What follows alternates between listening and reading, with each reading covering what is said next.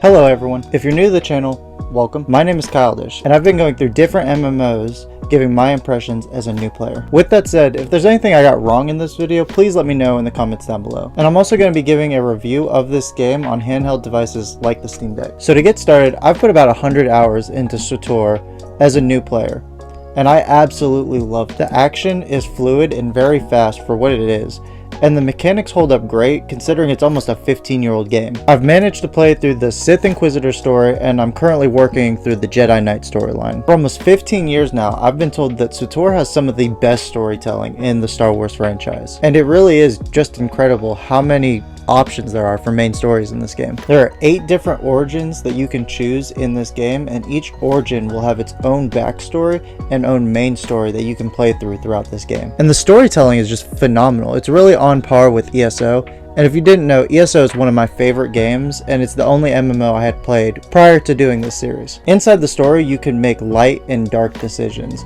which actually impact the story that you're playing.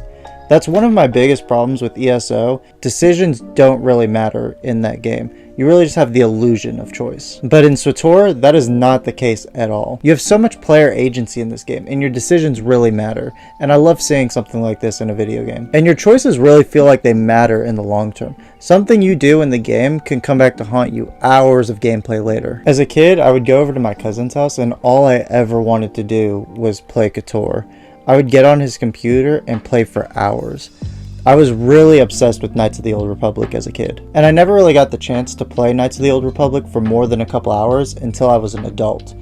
And unfortunately, I've still never even beaten Knights of the Old Republic. If that's something you guys want to see here on the channel, then let me know in the comments down below. But now, if you're a Star Wars fan, especially if you're a SWTOR fan, you need to try this game. It really doesn't feel like the exact same game, but it feels like an appropriate successor, and it does feel like you're living in this world established by the first 2 games of Knights of the Old Republic. However, this game doesn't feel as lived in as ESO.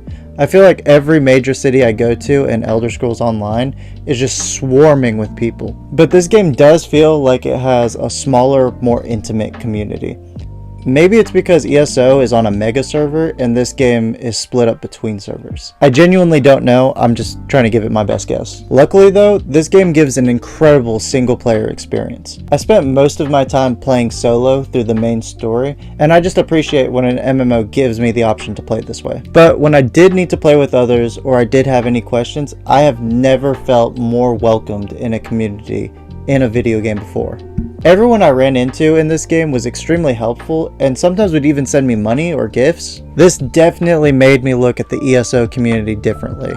Not in a negative way, but we could definitely be treating our new players better. I don't think the graphics were awful, and I was playing on a Steam Deck. I think it kind of has this cartoonish art style to it that's helped it age really well, but it is a 15-year-old game, and it does show its age at certain points.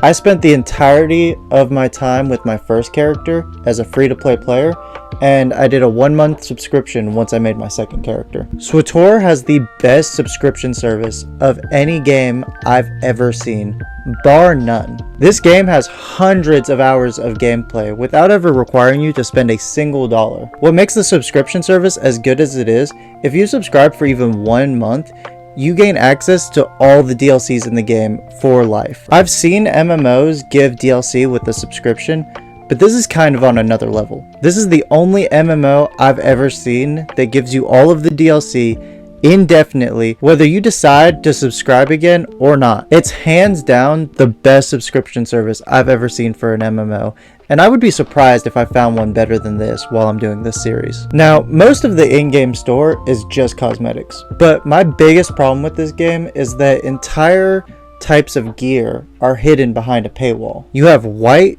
green, and blue gear, which anyone has access to. But if you want to reach the higher tier of purple and gold, you have to be a subscribed member in order to reach this higher tier of gear. This purple and gold gear is not only more powerful, but this gold gear adds identity to your character by providing huge bonuses that you're locked out of as a free-to-play player. And finally, I have to talk about this game on the Steam Deck. The mechanics on the Steam Deck feel a little clunky for this game. You can't just use the sticks to look around. You have to tap down on the mouse pad in order to turn and change your POV. At first, combat kind of felt similar to ESO, But as I leveled up and got more skills, my skills just kind of started taking up all of my buttons on the Steam Deck. Luckily, Steam Deck has more than enough buttons to accommodate for this. And luckily, I even had enough buttons left over that I could use one as a right click. And for some reason, the default controls for SWTOR on the Steam Deck don't account for a right click. I know there's probably community templates for controls, I just never found any. And the game is almost 15 years old, which is way before the Steam Deck even came out.